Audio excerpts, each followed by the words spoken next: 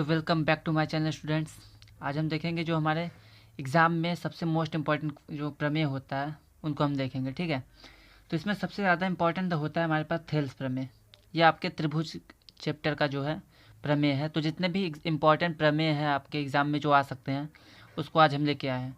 और यहाँ पे आपके पास 5 टाइप के प्रमेय हैं और पाँचों में से कोई भी एक पक्का आएगा आपके एग्ज़ाम में। तो आपको क्या करना है कि स्टार्टिंग से एंडिंग तक, शुरू से अंत तक आपको बने रहना है। और वीडियो अगर पसंद आए तो उसको लाइक कीजिए, शेयर करिए और चैनल को हमें सब्सक्राइब करिए। ठीक है, हम आपके लिए और भी मोस्ट इंपॉर्टेंट क्वेश्चन लाएंगे। चलिए तो स्टार्ट करते हैं। सबसे पहला हमारे पास है आधारभूत समानुपातिकता प्रमेय। इसको हम थेल्स प्रमेय भी कहते हैं। तो इस प्रमेय में कहा क्या गया है कि ये होता है कि अगर मान लेते हैं हमारे पास कोई ट्रायंगल है, ठीक है, और इस त्रिभुज में क्या होता है, अगर हम यहाँ पे कोई भी एक लाइन यहाँ पे खींच देते हैं, ठीक, कोई भी एक लाइन खींच देंगे किसी भी एक भुजा के समांतर। त्रिभुज में कितनी भुजाएं होती है? 3। तो मान लेते हैं इस भुजा के समांतर अगर यहाँ पे हम कोई लाइन खींच देते हैं ऐसे, ठीक है, मान लेते हैं हमने एक लाइन खींच दिया ये वाला, ठीक।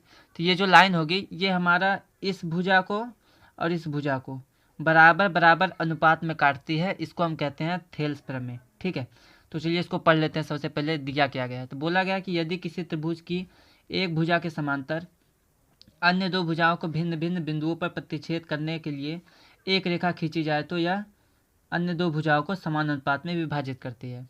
इसका मतलब त्रिभुज की किसी एक भुजा के, मान लेते हैं कि हमने क्यू आर के समांतर एक लाइन खींची है जिसका नाम हमने क्या रख दिया है, इसका हमने यस और टी नाम रख दिया। ठीक है, तो ये जो यस टी भुजा है ये पी क्यू को और पी आर को समान अनुपात में विभाजित करेगी। ठीक है, तो वही चीज़ हमने लिखा है। किसी त्रिभुज की एक भुजा के समांतर, तो हमने आर और क्यू के समांतर स्टिक खींच लिया है।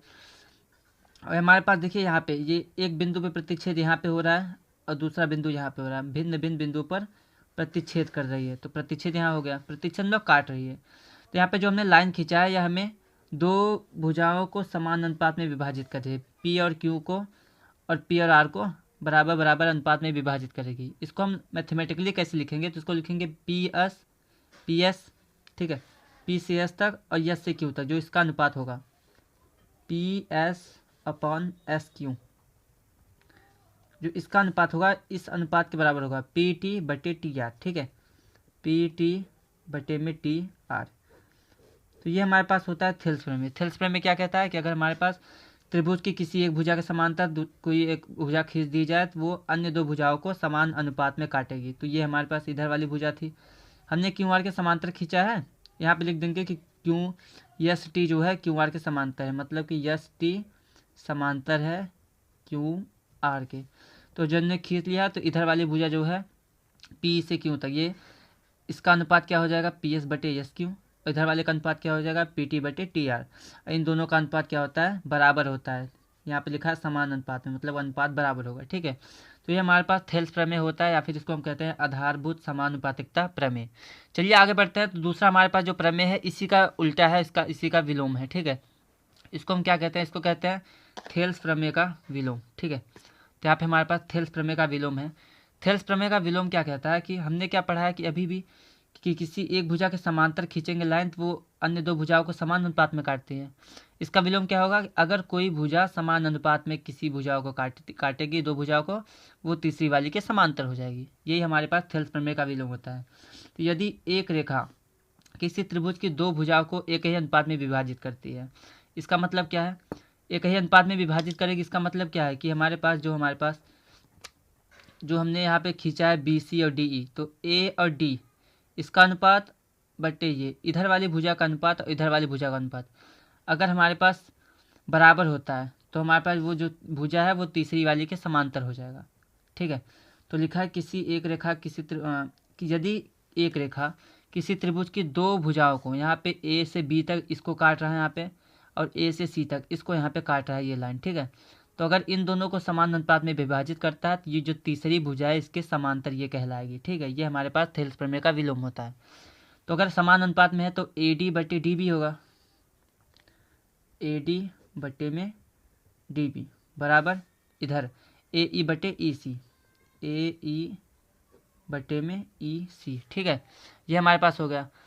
बोला गया है कि यदि हमारे पास ये समान अनुपात में विभाजित करता है तो ये जो लाइन होगी तीसरी वाली के समांतर हो जाएगी, मतलब कि डी ई जो है ये समांतर हो जाएगा बी सी की, ठीक है। तो इसमें आपने क्या ध्यान दिया, इसमें आपको ध्यान देना है कि अगर समान अनुपात में होगा तो समांतर होगा, ठीक। यहाँ पे हम इसको भी देख लेते हैं, थेल्स वाले में हमने क्या पढ़ा है।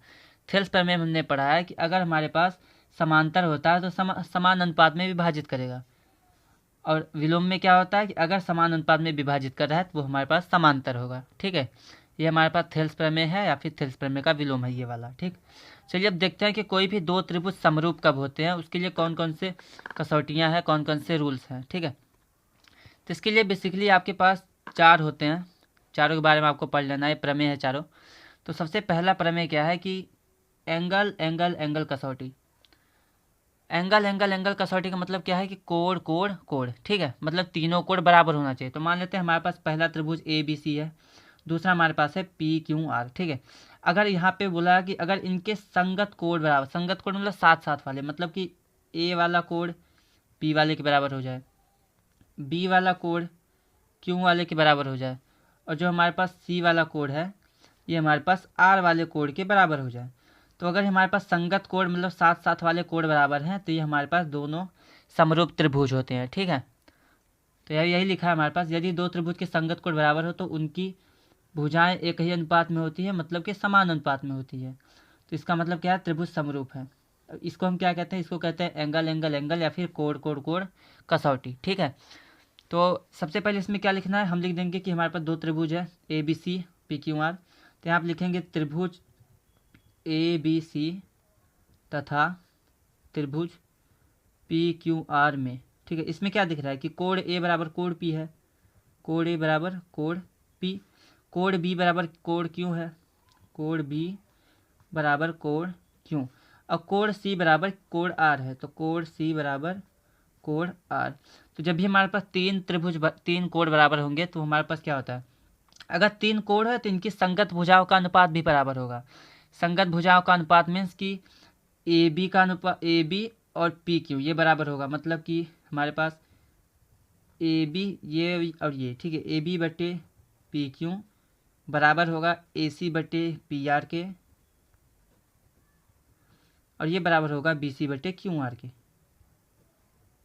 ठीक है। तो यहाँ पर हमने क्या पढ़ा है कि अगर हमारे पास दो त्रिभुज के कोण बराबर होते हैं तो उनकी भुजाएं भी बराबर होती हैं। इससे हमें क्या पता चल रहा है कि जो त्रिभुज हमारा होगा वो समरूप कहा जाएगा, ठीक है।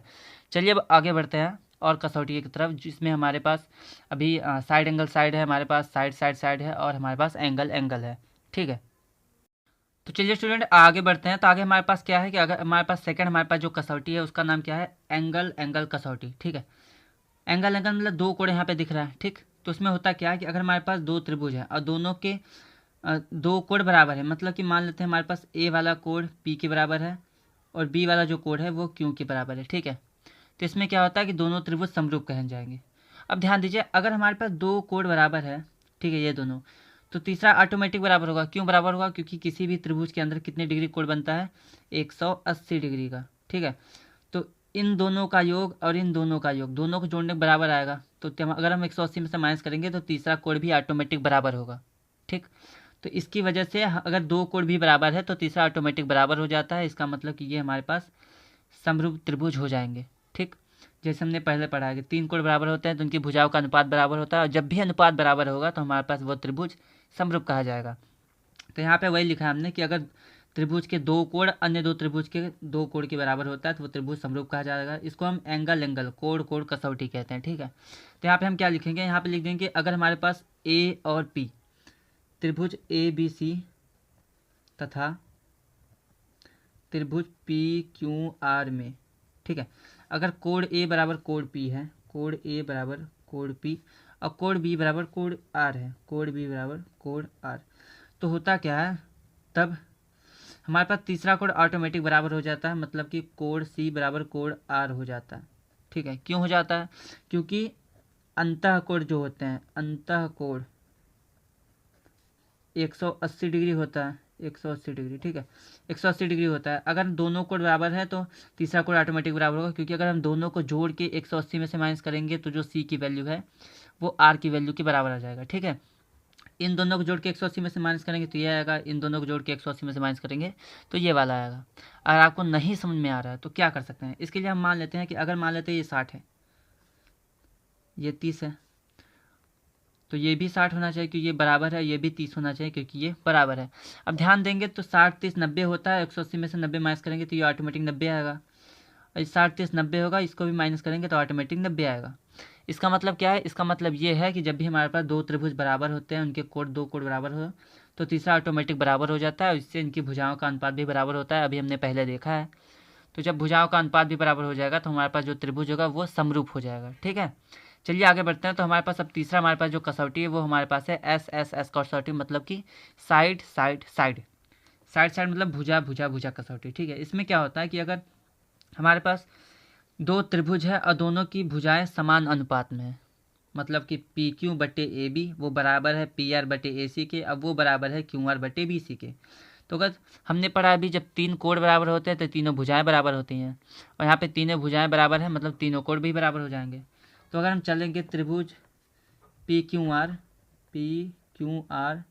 तथा त्रिभुज ए बी सी में, तो हमें बोला है कि संगत भुजाएं समान अनुपात में होती हैं, मतलब कि पी क्यू और ए बी, पी क्यू बटे ए बी वो बराबर होगा पी आर बटे ए सी के, और ये बराबर होगा क्यू आर बटे बी सी के। तो संगत भुजाएं जब भी बराबर होगी तो वो भी त्रिभुज हमारे पास समरूप कहा जाएगा। ठीक है, चलिए आगे बढ़ते हैं। आगे हमारे पास है एस ए एस कसौटी। ठीक है, एस ए एस कसौटी में क्या दिख रहा है हमें, साइड है, एंगल है, साइड है, मतलब दो भुजा होगी और एक कोण होगा। तो बोला गया है कि यदि एक त्रिभुज में एक कोण दूसरे कोण के बराबर होता है, मतलब एक त्रिभुज का जो पहला कोण है वो दूसरे त्रिभुज के एक कोण के बराबर होता है। मान लेते हैं कि अगर क्यू वाला कोण बी वाले के बराबर है और इससे सटी हुई जो भुजाएं हैं, देखिए क्या लिखा है, इन कोणों के अंतर्गत आने वाली भुजाएं, ये मान लेते हैं ये दोनों कोण हमारे पास बराबर हैं, तो इनसे जो लगी हुई भुजा, ये वाली भुजा और ये वाली भुजा, ठीक है, ये और ये, इनका अनुपात भी अगर बराबर हो जाता है तो हम कहेंगे दोनों त्रिभुज समरूप है। तो हमने क्या लिखा है यहाँ पे, हम लिख देंगे यहाँ पे त्रिभुज पी क्यू आर तथा त्रिभुज ए बी सी में एक कोण बराबर होना चाहिए दोनों त्रिभुज का। तो हम एक कोण को बराबर कर देते हैं। कैसे बराबर करेंगे, तो हम मान लेते हैं कि कोण क्यू बराबर कोण बी, और इसके जो अंतर्गत आने वाले भुजा है, क्यू के अंतर्गत कौन रहा है, क्यू आर और पी क्यू आर है, बी के अंतर्गत बी सी और ए बी, तो इनका अगर अनुपात बराबर है तो पी क्यू बटे ए बी ये बराबर हो जाएगा क्यू आर बटे बी सी के।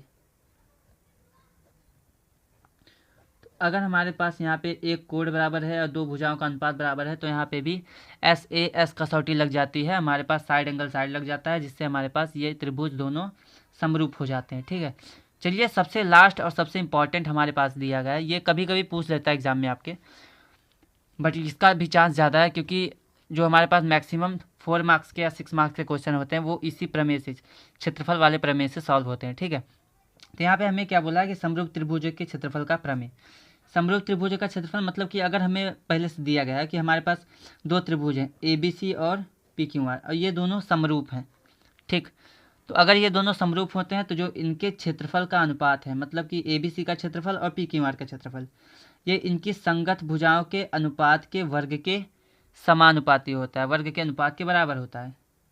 यदि हमारे पास दो त्रिभुज ए बी सी और पी क्यू आर है तो इनका जो क्षेत्रफल का अनुपात है, सबसे पहले ए बी सी का क्षेत्रफल क्या होगा, क्षेत्रफल ए बी सी, ठीक है, त्रिभुज ए बी सी, इनका जो अनुपात है और इसका जो अनुपात है, क्षेत्रफल त्रिभुज पी क्यू आर का। ठीक है, तो ए बी सी का क्षेत्रफल और जो हमारे पास पी क्यू आर का क्षेत्रफल है, इन दोनों का जो क्षेत्रफल होगा इनकी भुजाओं के वर्ग, मतलब कि ए बी का वर्ग और बटे पी क्यू वर्ग का वर्ग, ए बी बटे पी क्यू इनके स्क्वायर के, और ए सी बटे पी आर, ए सी स्क्वायर बटे पी आर के स्क्वायर के, और बी सी बटे क्यू आर।